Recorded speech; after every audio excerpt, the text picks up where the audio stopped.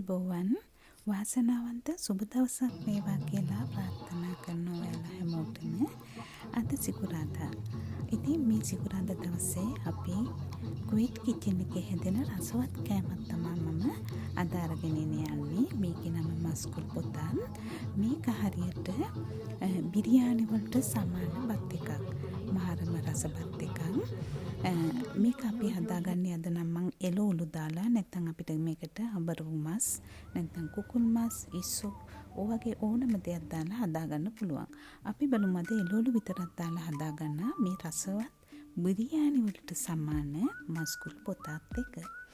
ඉතින් ඔයාලා කැමති ඕනම එළවලු වර්ගයක් ගන්න ඔයාලගේ කිචන් එකේ තියෙන.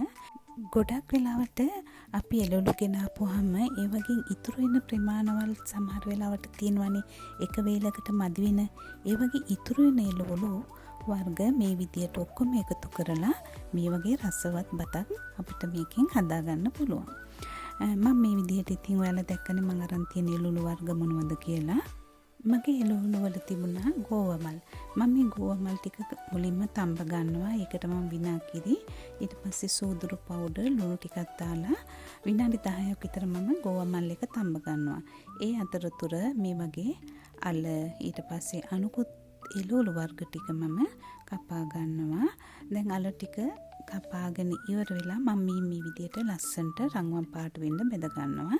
ඒ වගේම අනිකුත් එළවලු වර්ගන් මේ විදියට මම හැබැයි මේව රවුමට කපලා ගත්තේ. වල කැමති හැඩයකට ගන්න.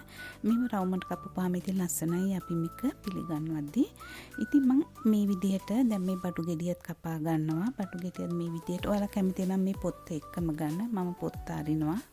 ඉතින් මේ පොත් ඇරලා අර ඝනකම් පිටි විදියට අඟල් භාගයක විතර ඝනකමක් තියෙන පිටි විදියට තමයි මම මේක කපා ගන්නෙ. ඊට පස්සේ මේ බටු ටිකක් මම රම්මම් පාට වෙන්න ලස්සනට පැද ගන්නවා. ඔයාලා දැක්කනේ මේ ගෝවමල් ටික දැන් මේ විනාඩි 10කට පස්සේ හොඳට තැඹිලා තියෙන්නේ. මම දැන් මේක පෙරා ගන්නවා මෙන්න මේ විදියට. මේ බලන්න බටු මං කපා ගත්තේ මේ වගේ ඝනකමක් තියෙන විදියට. මොකද නැත්තම් මේක මිරි වෙලා යන්න තියෙනවා අපි හීනි පෙතියට කපා ගත්තොත්.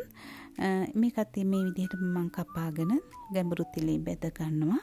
ওই විදියට ඉතින් මගේ අනිකුත් හැම එළවලු වර්ගයක්ම මං කපලා බෙද ගන්නවා. හැබැයි මම තක්කාලි සහ මම මෙතනට බෙල් පේපර් අරන් තියෙනවනේ.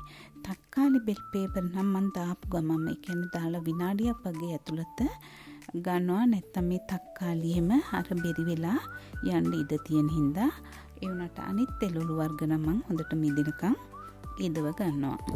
ඉතින් බලා ගන්නකෝ මෙන්න මේ විදියට තමයි මම මගේ එළවලු ටික කපා ගන්නේ. ඒ වගේම අපි මේ රසවත් කෑම එක හදාගන්න, ඒ කියන්නේ මස්කුල් බොතත් එක හදාගන්න අපිට ඊළඟට අවශ්‍ය කරන දේ තමයි පිසගත් බත්.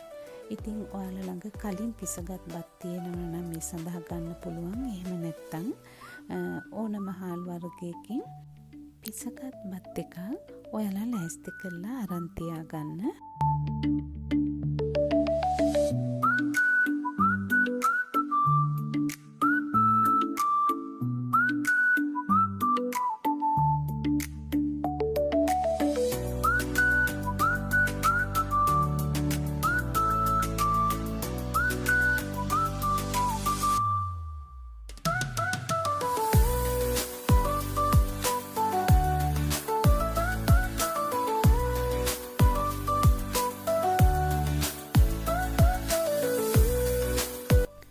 මතකනේ මම ඔයාලට කිව්වා තක්කාලි එහෙම මම දාපු ගමන් වගේ ගන්නවා කියලා. ඉතින් තක්කාලි ටික දාලා විනාඩියක් වගේ ඇතුළත මම තක්කාලි ටික එළියට ගන්නවා. නැත්තම් අර මිරි වෙලා අර පොත්තේම ගැලිලා යන නිසා.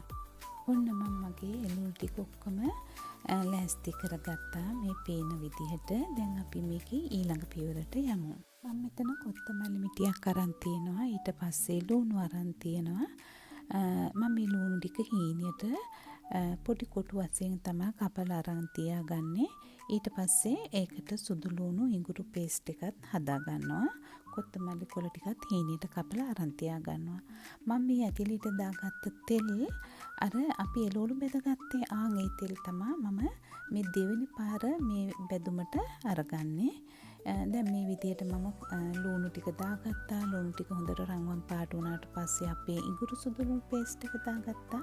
ඊට පස්සේ කොත්තමල්ලි මිටියත් කපලා මේකට එකතු කරා. ඊළඟට මම මේකට එකතු කරන්න යන්නේ බහරහත් කියන්නේ තුන පාවලට. ඉතින් මේ තුන පාවසින් මම දාගන්නේ කහ දාගන්නවා. ඊට පස්සේ කොත්තමල්ලි කුඩු, සූදුරු කුඩු, ගම්මිරිස් කුඩු එකතු කරගත්තා. ඔයාලට මේකට අම්මිරිස් කලලකුත් හීනෙට ලියලා එකතු කරගන්න පුළුවන්. ඊට පස්සේ මම එකතු කරේ ටොමැටෝ පේස්ට්. මම මේකට ටොමැටෝ පේස්ට් පැකට් 3ක් විතර එකතු කරනවා. ඒ කියන්නේ ග්‍රෑම් 300ක් විතර. මම හදන ප්‍රමාණය වැඩි හින්දා ඉතින් ඔයාලා හදන ප්‍රමාණය අනුව මේ 3-5 જાතියෙම ඔක්කොම දේවල් ඒ විදිහට එකතු කරගන්න. ඒ වගේම මේක තව රසවත් කරන්න මම සේඹල අයිස්ම ටිකකුත් දාගත්තා. ඔයාලා මේක හදද්දී මේ පේන විදිහට මේ විදිහට ඉස්ම ටිකක් තියෙන්න ගන්න. ඔයාලා දැක්කනේ මම මේකට වතුර කෝප්පයක් විතර එකතු කරගත්තා. ඒකලා විනාඩි 5ක් විතර හොඳට මේවල් පැහෙන්න ඉඩ දෙන්න. ඊට පස්සේ තමයි අපි මේකට අපි බෙදගන්න අරන් තියාගත්ත එළවලු වර්ග ටික එකින් එක එකතු කරගමු. ඉස්සරෝ මම අල දාගත්තා කැරට්, ඊට පස්සේ බිම්මල්, ඒ වගේ දේවල් අර පොඩි වෙන්නේ නැහනේ. ඒ හින්දා ඒ වගේ දේවල් ඉස්සෙල්ලා දාගත්තා. ඊට පස්සේ ලුණු ටික, ඊට පස්සේ බෙල් පේපර් වගේ එළවලු එකින් එක අපි එකතු කරගන්නවා මේකට. මේ ටිකත් හොඳට දාලා මෙහෙම ටිකක් මේ බොරේ හොඳට ගෑවෙන්න හොඳට මේ විදියට කලවම් කරගමු. ඊළඟට මම මේකට එකතු කරගන්නවා අපි අර තම්බලා අරන් තියාගත්ත ගෝවමල් ටික. ඒ ටිකක් දාලා ආපහු මම මේක පරිස්සමින් පෙරලනවා. මොකද නැත්තම් එළවලු එහෙම පොඩි වෙලා යන්න ඉඩ තියෙනවා. ඒ හින්දා ඔයාලත් පරිස්සමට මේක කරද්දි කරන්න. ඊළඟට බටු ටික මම මේ විදිහට උඩින් අහුර ගන්නවා. ඔයාලා කැමති නම් තක්කාලිත් මේ ගමම්ම තව ලේයර් එකක් විදිහට තියෙන විදිහට අහුර ගන්න පුළුවන්. මම කැමති මේක පිළිගන්නද්දී තක්කාලි ටික උඩින් දාලා පිළිගන්නන්න. මම කිව්වේ මේ පියන්නේ ඉතින් මම පිසගත්ත බත්. දැන් ඒක මේ එළවලු තට්ටුවට උඩින් මේ විදිහට දාගන්නවා. මගේ බත් එකේ උඩ මම මේ විදිහට ලුණු තෙම්පරාදුවක් දාලා තිබ්බා. ඒකත් මේ විදිහට ලස්සනට මොකද සුවඳ ගන්නත් එක්ක මම ඒකත් උඩින් දාගත්තා. ඉතින් මේ හැම දෙයක්ම මේ විදිහට පිළිවෙලට එකින් එක දාගෙන ඉවර වෙලා ඇලුමිනියම් පොයිල් එකකිනුත් මේක හොඳට කවර් කරලා ඊට පස්සේ මූඩියෙන් වහලා මම තව මේක මද ගින්දරේ විනාඩි 20ක් විතර පිස ගන්නවා. ඊළඟට ඉතින් දැන් මම මේ කරන්න යන්නේ පිළිගන්නන්න. මේක පිළිගන්නද්දී ඉස්සරෝම අපි මේ බත් ටික යට තට්ටුවට වැටෙන විදිහට දාගන්නවා. ඔයාලට පිඟානකට තනි කෙනෙකුට පිළිගන්නවා නම් ඉස්සරෝම පිඟානට බත් ටික දාලා ඉවරලා ඊට පස්සේ අපි මේ එළවලු තට්ටුව ඔයාලා මේ දකින්න විදිහට පෙරලෙමින් ඒක උඩින් දාගන්න. දැක්කනේ ඕම ඔය විදිහට. ඉතින් මෙන්න මේ විදිහට තමයි මගේ රසවත් බිරියානි එක. එහෙම නැත්නම් මස් කුඩු බොතත් එක මම හදාගත්තේ. හරිම රසයි. මස් මාළු කිසිම දෙයක් නැහැ. එළවලු විතරක් දාලා හදාගත්තා. ඉතින් ඔයාලත් මේක හදලා බලන්න. මං හිතනවා ඔයාලත් කැමති වෙයි කියලා. වෙනස් විදිහේ කෑමක් නේද? ඉතින් වෙනස් විදිහේ කෑමත් අපි හදලා කන්න ඕනේ. එතකොට වෙනස් රසයන් අපේ දිවට හුරු කරගන්න අපිට පුළුවන්. ඊටත් මේ වගේ දේවල් ගෙදර තියෙන එළවලු ටිකෙන් ඉක්මනින් පහසුවෙන් හදාගන්න අපිට පුළුවන්. එහෙමනම් මගේ මේ වීඩියෝ එකට ඔයාලා කැමති නම් ලයික් කරන්න, අකමැති නම් අන්ලයික් කරන්න. ඒ ඕනම දෙයක් මම ආදරෙන් බාර ගන්නවා. එහෙනම් අපි ආයෙත් මේ වගේම රසවත් කෑමක් හදන වීඩියෝ එකකින් හමු වෙමු. වීඩියෝ එක නරඹ ඔයාලට බොහොම ස්තුතියි.